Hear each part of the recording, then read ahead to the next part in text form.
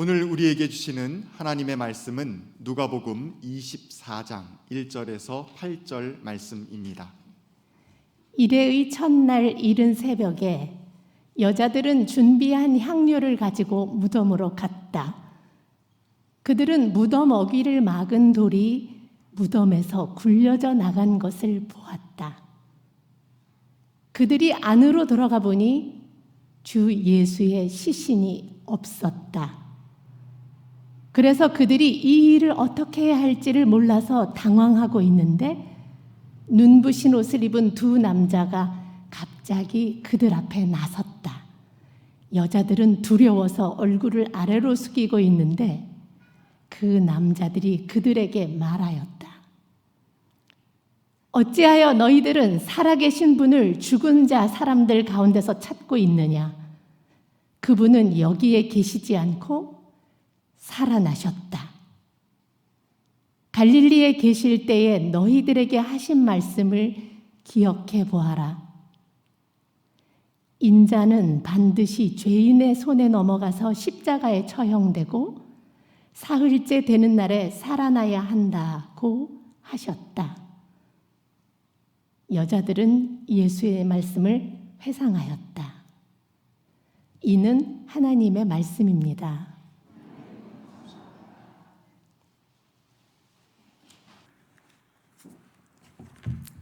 찬양대회가 몇 년 전에 부활절에 불렀던 찬양을 영상을 쓰면서 각자 집에서 부른 이 곡을 다시 편집을 해가지고 여러분께 들려드렸습니다. 은혜로운 찬양 참 감사합니다. 영원한 생명이신 주님의 은총이 오늘 예배의 자리에 나온 모든 분들과 함께 하시기를 소망합니다. 부활절의 그 찬란한 빛이 내면의 어둠을 간직하고 있는 사람들의 가슴 속에도 가득히 차올라 빛 앞에 선 기쁨을 우리가 한껏 누릴 수 있기를 소망합니다. 이 시간 우리들이 기쁨과 설렘으로 부활절 예배를 드리고 있기는 하지만 그러나 우리의 마음 한구석에는 여전히 가시지 않는 어둠이 있는 것이 사실입니다. 뿐만 아니라 우리의 마음을 사로잡고 있는 쓰라림 또한 가시지 않는 것도 사실입니다. 왜냐하면 세상은 여전히 혼란스럽기 때문입니다. 죽이는 자는 여전히 죽이고 훔치는 자는 여전히 훔치고 조롱하는 자는 여전히 조롱하고 냉소하는 사람은 여전히 냉소하고 있는 것이 사실입니다. 절망에 빠져 있는 사람들은 여전히 절망하고 있고 울고 있는 사람은 여전히 울고 있습니다. 이것이 우리의 살림살이의 모습입니다. 이 부활절 아침 군부 독재에 항거하는 미얀마 사람들을 지켜달라고 그들의 간절한 소망을 외면하지 말아달라고 우리는 마음을 다하여 우리 주님께 청하지 않을 수 없습니다. 사람은 누구나 다 평범한 행복을 원합니다. 맛있는 음식을 먹고 사랑하는 사람들과 차를 나누며 담소를 나누고 또 해야 할 일들을 기쁘게 감당하고 또 때때로 다정한 벗들과 어울려 놀기도 하고 이것이 평화를 원하는 평범한 기쁨을 원하는 우리의 보통 사람들의 소망입니다. 그러나 때때로 인류라고 하는 것은 그런 평범한 행복의 꿈을 내려놓고 자기의 온몸을 역사 속에 내던진 사람들을 통해서 조금은 살만한 곳으로 바뀌었던 것을 우리가 알 수 있습니다. 이것이 인간의 영혼의 위대함이라고 말할 수 있겠습니다. 평범한 행복의 길을 잠시 유보하고 총칼 앞에 서 있었던 그 미얀마 사람들, 하나님께서 그들을 정말 지켜주시기를 간절히 소망합니다. 얼마 전 저는 세계 미인대회에 나온 미스 미얀마가 사람들에게 하는 이야기를 동영상을 통해 보았습니다. 그는 자기의 나라를 기억해 달라면서 그 미얀마가 정말 자유로운 국가가 되기를 소망했습니다. 염원을 한 후에 그는 노래 하나를 나지막한 목소리로 불렀습니다. 그것은 Heal the World라고 하는 노래입니다. 마이클 잭슨이 불렀다고 하는 세상을 치유해요라고 하는 뜻의 노래였습니다. 저는 팝송을 잘 듣지 않기 때문에 그 노래가 어떤 노래인지 유튜브를 통해 찾아보았습니다. 그 노래는 상처 많은 세상을 우리가 함께 치유해야 한다고 노래하고 있었습니다. 모든 사람들이 두려움 없이 저마다의 생명의 몫을 누리며 사는 세상을 열기 위해 사랑의 공간을 넓히자고 호소하고 있었습니다. 그리고 우리의 바람이 진실하다면 우리는 결국은 그곳에 이르게 될 것이라고 노래하고 있었습니다. 그 꿈을 버리지 않는 것이 중요한 것이죠. 저는 정말 이것이 부활절을 맞이하는 우리가 함께 불러야 할 노래라는 생각이 들었습니다. 유럽이나 미국에서 아시아인에 대한 혐오 범죄가 급증하고 있다는 소식이 우울하게 들려옵니다. 누군가를 혐오한다는 것은 가해자나 피해자나 모두에게 깊은 상처를 입히는 법입니다. 혐오의 대상이 되어본 사람은 그 마음속에 씻어낼 수 없는 아픔의 기억을 간직할 수밖에 없습니다. 그러나 또한 혐오하는 사람들 자신도 불행한 사람들입니다. 왜냐하면 그들은 혐오를 통해 스스로를 비인간화하고 있기 때문에 그렇습니다. 누군가를 혐오하는 사람들을 보면 유난히 우수한 사람들이 아니라 자기 속에 겁이 많고 두려움이 많은 사람인 경우가 더욱 많다는 사실을 알 수 있습니다. 그렇기에 누군가를 혐오하는 사람은 사랑의 능력을 포기한 사람이고 어찌 보면 비겁한 사람이라고 말할 수 있겠습니다. 그들은 누군가를 증오하지 않으면 자기의 생을 지탱할 수 없는 위기 속에 있는지도 모르겠습니다. 폭력으로 되갚을 능력이 없는 사람들을 선택하여 그들에게 자기 속에 있는 두려움을 표현하는 그런 행위는 얼마나 비열한 일입니까? 경쟁이 일상이 된 세상에 살아가는 사람들은 삶을 전투로 받아들입니다.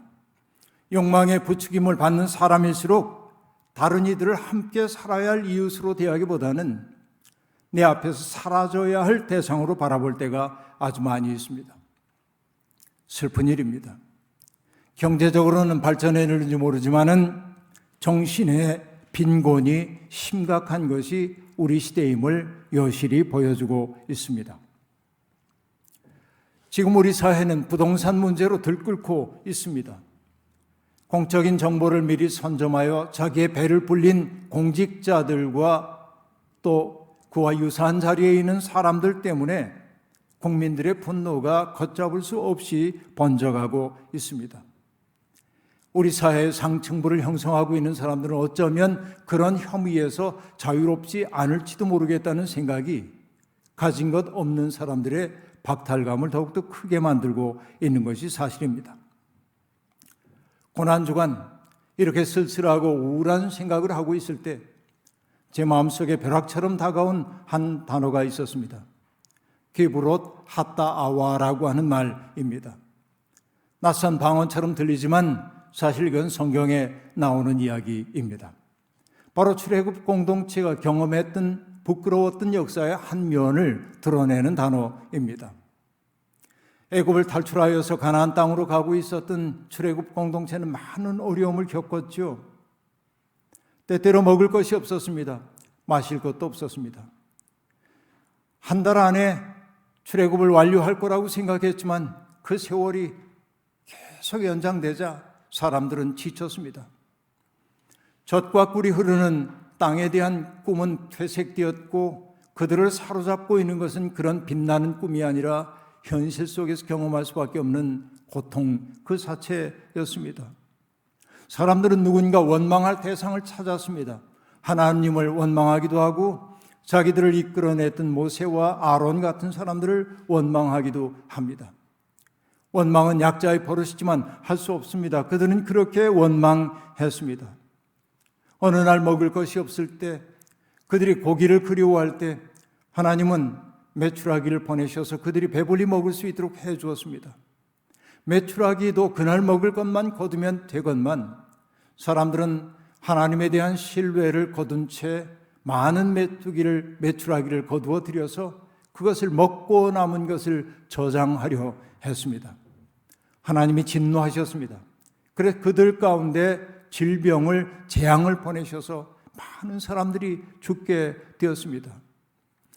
신뢰를 잃어버린 사람들에게 다가온 그 고통스러운 현실, 이걸 목도하면서 사람들은 바로 그 사건이 일어났던 그 장소를 기브롯 핫다아와라고 얘기를 했던 것입니다.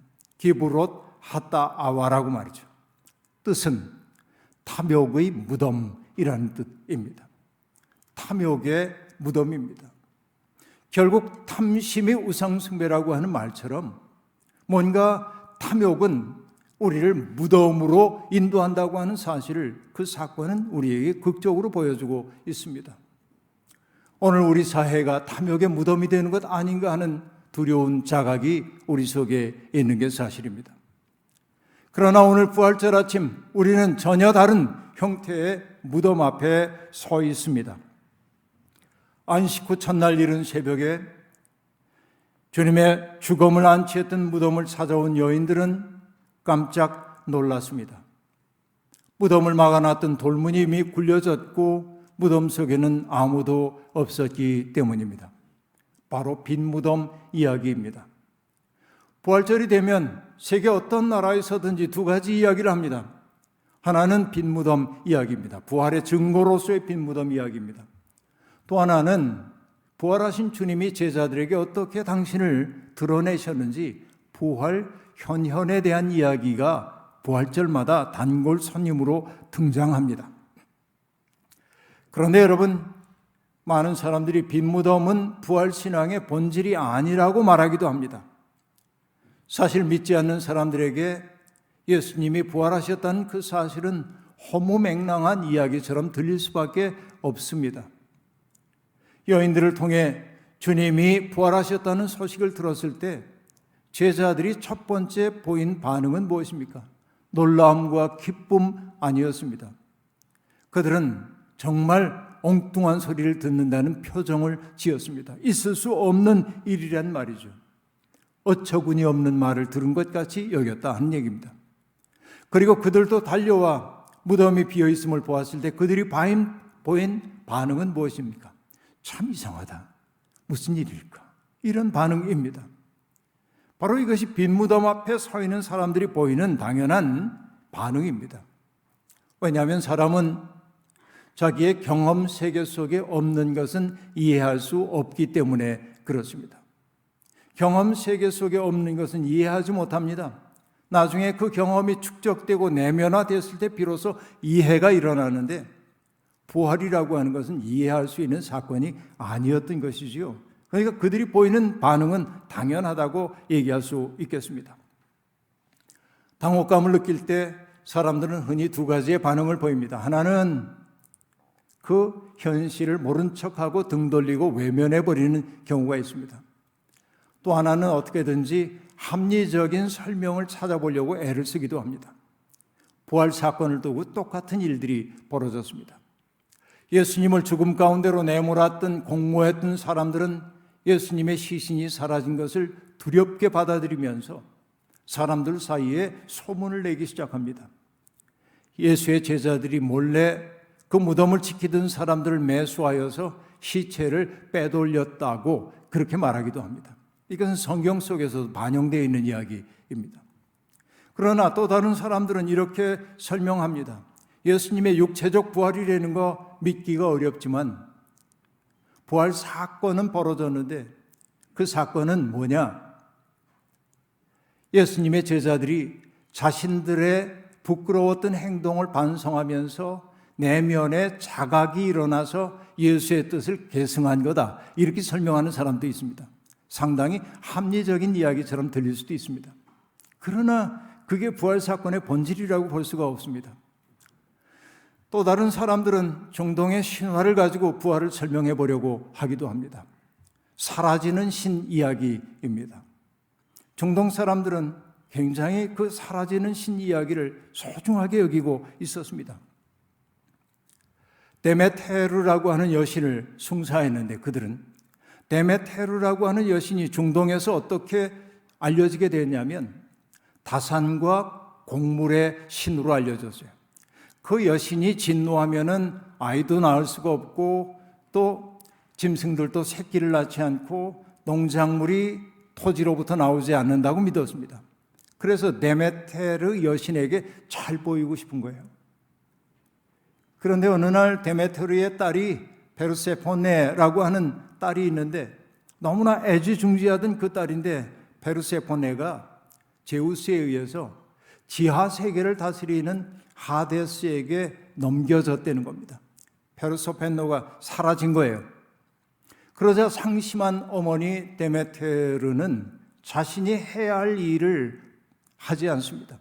땅에 베풀어야 할 은혜를 더 이상 베풀지 않게 되자 짐승들은 새끼를 낳지 않고 땅은 곡식을 내지 않아 땅이 황폐하게 변해버리고 말았다는 것입니다.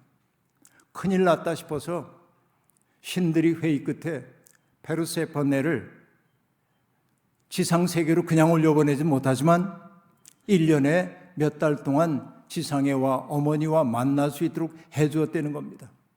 그래서 데메테르는 그나마 노여움을 풀고 다시금 땅에다가 곡식을 내주기 시작했다. 이것이 중동의 신화입니다.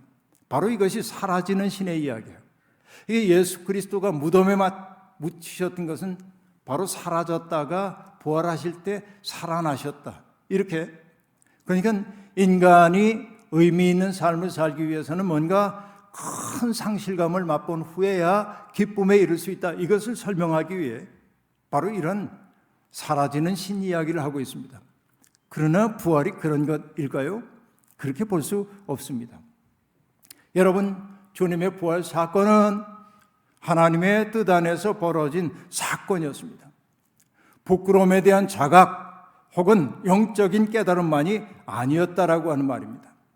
합리적으로 설명할 도리는 없지만 부활 사건은 제자들의 마음속에 깨달음으로 다가간 게 아니라 그들의 삶 전체를 뒤흔드는 강렬한 사건으로 경험되었음이 분명합니다.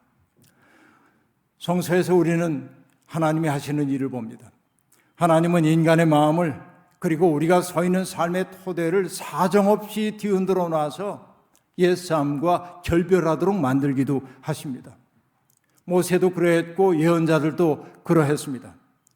예언자 가운데 아모스라고 하는 사람은 드고아의 목자로 살던 사람입니다마는 그러나 그가 하나님의 부름을 받았을 때 예언자들과 어울려 본 적도 없는 자기의 삶을 하나님이 어떻게 흔들어 놓으셨는지를 표현하기 위해 그는 이런 말을 하고 있습니다. 사자가 으르렁거리는데 누가 겁내지 않겠느냐? 주 하나님이 말씀하시는데 누가 예언하지 않을 수 있겠느냐? 그렇게 말합니다. 내가 지금부터 예언을 해야겠다 작정한 거 아니에요. 마치 사자가 으르렁거리는 것을 들었던 것처럼 그의 삶 전체가 어떤 사건으로 말미암아 흔들렸고 그는 하나님이 원하시는 운명 속으로 들어갈 수밖에 없었어요. 부활도 그러한 것입니다. 여자들과 제자들은 어떤 압도적인 체험을 했던 것이 분명합니다. 새벽에 여인들은 무덤 문 앞에 당도했을 때 깜짝 놀랐습니다. 돌문이 이미 굴려져 나갔기 때문이었습니다. 어리둥절 무엇을 어떻게 해야 하는지 알 수가 없었습니다. 그때 문득 여인들은 흰옷 입은 두 사람이 자기들 앞에 있는 것을 보았습니다. 깜짝 놀라 여인들은 고개를 숙이고 땅을 바라보고 있었습니다. 그러자 그들이 얘기합니다. 어찌하여 너희들은 살아계신 분을 죽은 사람들 가운데서 찾고 있느냐? 그분은 여기에 계시지 않고 살아나셨다. 갈릴리에 계실 때 너희들에게 하신 말씀을 기억해 보아라. 인자는 반드시 죄인의 손에 넘어가서 십자가에 처형되고 사흘째 되는 날에 살아나야 한다고 하셨다. 천사들이 전해주는 이야기입니다. 천사의 그 이야기를 듣는 순간 여인들은 주님의 말씀을 비로소 떠올렸습니다. 회상했습니다. 회상은 과거의 사건을 기억하는 것만이 아닙니다. 진정한 의미의 회상이란 과거의 사건을 오늘 이 자리에 가져오는 행위입니다. 기억하는 순간 그 말 혹은 그 일은 현재화된다고 하는 이야기입니다. 서서히 여인들의 눈을 가리웠던 비늘 같은 것들이 벗겨졌습니다. 그리고 여인들을 사로잡고 있던 어둠이 쓰러지고 영적인 새벽이 그들 앞에 다가오고 있었습니다. 돌문만 굴려진 것이 아니라 여인들의 마음을 온통 사로잡고 있던 슬픔과 절망의 돌문도 굴려졌던 것입니다. 부활절 아침 여인들이 본 것은 예수님의 시신이 아니라 굴려진 돌이었습니다. 지금 우리도 그 돌을 보고 있는지요? 우리들 속에서 곧 피어나려는 것들을 가로막고 있는 돌문이 굴려졌음을 여러분은 보고 있는지요? 아니면 돌문이 굴려졌는데도 여전히 그 속에서 나올 생각 못하고 살고 있는 것은 아닌지요? 우리를 가로막고 있는 돌문의 이름은 무엇입니까? 두려움, 슬픔, 자기 연민, 좌절감, 원망, 미움, 자학, 이런 것들이 우리의 삶을, 아름다운 삶을 가로막고 있어서 곧 피지 못하도록 할 때가 많이 있습니다. 그러나 주님의 부활과 더불어 그 돌문은 굴려졌습니다. 이제 우리가 해야 할 일은 거기에서 벗어나는 일입니다. 주님은 십자가 위에서 우리의 그러한 부정적인 모든 감정들과 기억들을 다 짊어지셨습니다. 돌문은 이미 굴려졌습니다. 이제는 그 무덤에서 나와야 할 차례입니다. 강원도에 있는 조그마한 초등학교 마음분교 6학년 백한길 어린이가 쓴 옥수수 심기라는 그 시를, 동시를 여러분께 소개하고 싶습니다. 시는 이러합니다. 단순합니다.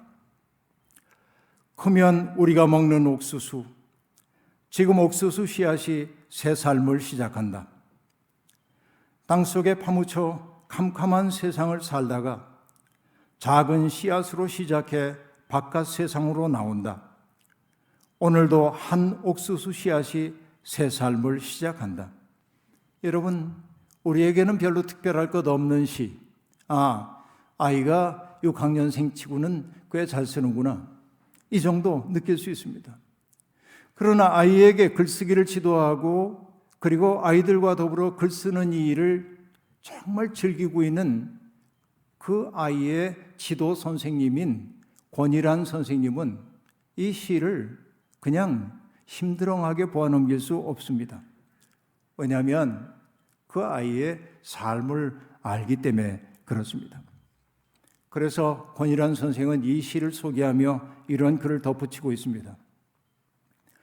땅속에 파묻혀 캄캄한 세상을 사는 아이를 여럿 만났습니다. 부모가 싸우면 지진이 나는 것 같다는 아이, 부모의 이혼 때문에 자기만의 동굴에 들어가 웅크린 아이, 욕설과 학대에 주눅이 들어 불장난을 하며 희열을 느끼는 아이, 점심은 학교에서 먹는 급식, 저녁은 학교에서 가져간 급식, 아침은 학교에서 가져가 먹다 남은 급식으로 해결하는 아이. 정말로 너무나 많은 아픔들을 안고 있는 아이들이 주변에 있는 거예요. 그래서 그 선생은 이 시를 보며 이렇게 염원합니다.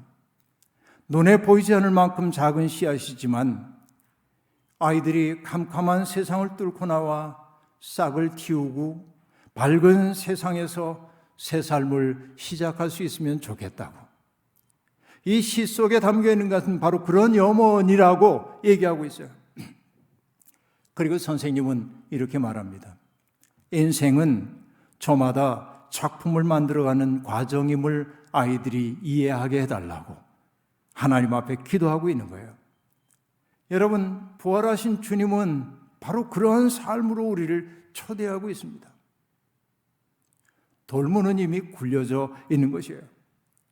여러분, 주님의 부활을 믿는다고 하는 것은 과거에 벌어졌던 한 사건을 믿는다는 그 말이 아닙니다. 부활은 참 생명에 참여하는 행위입니다. 부활을 믿는다고 하는 것은 우리는 패배할는지 몰라도 하나님은 패배하지 않는다는 것. 세상은 끊임없이 죽임의 질서로 가고 있는 것처럼 보여도 그러나 결국은 하나님의 생명이 이 땅을 뒤덮으리라는 것을 믿는 것. 그렇죠? 우리는 실패할는지 몰라도 하나님은 우리를 실패를 통해서도 당신의 꿈을 이룰 수 있다는 사실을 믿는 것. 이런 것이 부활을 믿는 것 아니겠습니까? 그러므로 믿음이란 하나님의 꿈을, 하나님이 이루시려고 하는 세상의 꿈을 오늘 우리의 삶의 자리에서 이루며 사는 것이라 말할 수 있겠습니다. 부활은 그렇기에 명사가 아니라 동사가 되어야만 합니다. 명사를 동사로 바꾸는 과정이 신앙생활이 되어야 한다 하는 얘기입니다. 그런데 우리가 그 믿음 가지고 그렇게 살려고 할 때 비로소 우리는 살아계신 하나님을, 주님을 생생하게 느낄 수 있어요. 우리가 그렇게 살려고 하지 않기 때문에 주님이 부활하신 게 진짜야 가짜야 이런 소리하고 앉아있는 거예요. 주님의 뜻대로 살려고 하는 사람만이 부활을 실감나게 경험할 수 있다는 얘기입니다. 여러분, 살아있는 분을 죽은 자 가운데 찾지 말아야 합니다. 주님은 교리 속에 박제화되어서도 안 되고, 그리고 특정한 사람들의 위신과 이익을 위해 볼모로 잡혀 있어서도 안 됩니다. 부활은 우리가 살아낼 때 생동감 있게 우리에게 현실로 다가옵니다. 로빈 월 키머러라고 하는 사람이 쓴 책을 읽다가 저는 생태천이라고 하는 말과 만났습니다. Ecological Succession이라고 말하는데요. 이것은 어려운 말처럼 들리지만 간단합니다. 시간이 흐르면서 어떤 장소의 식물의 군락이 변화하는 현상을 일컫는 말입니다. 자, 이 키머러가 어떤 얘기를 하고 있냐면 광산지대에서 황폐하게 변했던 그 땅을 바라보고 있는 겁니다. 풀 한 폭이 자랄 수 없을 만큼 황폐하게 변해버린 그 땅인데 몇 년 시간이 지나가자 거기에 이끼가 덮이기 시작했고, 이끼가 덮이기 시작하자 사시나무 씨앗이 어디에서 날아와 거기에서 싹을 틔우기 시작했고, 사시나무가 자라면서 그늘이 드리워지기 시작하더란 말입니다. 그런 후에는 상상할 수 없는 일이 벌어졌습니다. 그는 이렇게 보고합니다. 나무는 새를 불렀고, 새는 우리 주위에 만발한 라즈베리, 딸기, 블루베리를 불렀다. 숲 가운데는 그늘이 져 시원했고, 사시나무에서 떨어진 낙엽은 폐기물 위에서 얇은 부엽토층을 형성하기 시작했다.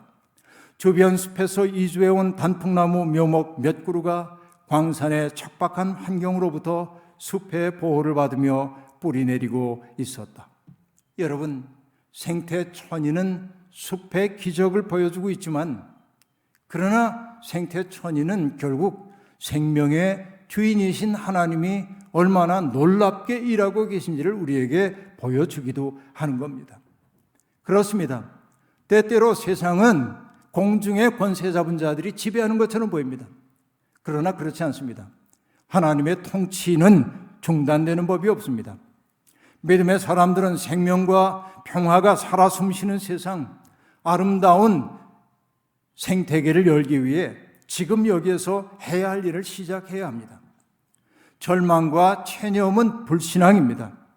부활은 우리로 하여금 우울에 빠지지 말고 이 어두운 세상에서도 생을 경축하며 사는 생태계를 만들라고 명하고 있습니다. 우리 주변에 아름다운 생태계를 만들라는 것입니다. 따뜻함과 친절함과 명랑함으로 사람들이 다가와 마음 편히 쉴 수 있는 공간을 만들라는 것입니다. 여러분, 개인이 할 수도 있고 공동체가 할 수도 있습니다. 지금 벼랑 끝에 내몰린 사람들의 설당이 되어주기 위해 애쓰고 절망의 어둠 속에 갇혀있는 사람들을, 그들을 가로막고 있는 돌문을 굴려주고 그들이 생을 경축할 수 있도록 만들려는 겁니다. 그때 한때 우리를 사로잡고 있었던 비애감은 기쁨과 감사로 바뀔 것입니다. 황폐한 땅이 숲으로 복원되듯 부활하신 주님과 동행하는 우리 주변에 하나님 나라의 생태계가 일어나기를 바랍니다. 바로 우리를 통해서 그런 아름다운 세상의 꿈이, 하나님 나라의 꿈이 번져가서 우리와 더불어 세상이 밝아지기를 소망합니다. 부활하신 주님의 빛이 환히 열린 미래로 우리를 인도합니다. 그 길로 뚜벅뚜벅 나아가며 부활의 증인이 되어주기를 주의 이름으로 축원합니다. 주신 말씀 기억하며 거듭의 기도 드리겠습니다. 자비로우신 하나님, 생명을 받아 이 땅에 살아간다는 것은 행복하고 기쁜 일이지만 그러나 철이 든 이후에 우리의 삶은 고난의 연속이었습니다. 꿈꾸고 있던 것들이 좌절되는 것들을 경험하기도 합니다. 때때로 우리의 마음을 가득 사로잡고 있는 것, 어둠과 두려움과 실패에 대한 공포, 이런 것들이었습니다. 살다 보니 세상에서 우리는 쓴맛을 바라보다가 맛보다가 그만 돌문 속에 갇힌 사람이 되어버리고 말았습니다. 그러나 오늘 우리는 듣습니다. 무덤을 막았던 돌문은 이미 굴려졌다고 말입니다. 주님께서 우리의 죄와 허물까지 다 짊어지고 가셨고, 그래서 우리를 자유롭게 풀어놓아 주셨다고 말입니다. 이제는 부활하신 주님과 더불어 아름다운 세상의 꿈 이루기 위해 애쓰는 사람들이 되고 싶습니다. 스스로 갇힌 자리에서 나올 뿐만 아니라 우리 주변을 주님의 사랑으로 울타리치며 살 수 있기를 간절히 소망합니다. 오늘 부활의 소식을 들은 모든 사람들이 서 있는 삶의 자리 어디에나 하나님 나라의 멋진 생태계가 마련되도록 역사하여 주옵소서. 예수님의 이름으로 기도하옵나이다. 아멘.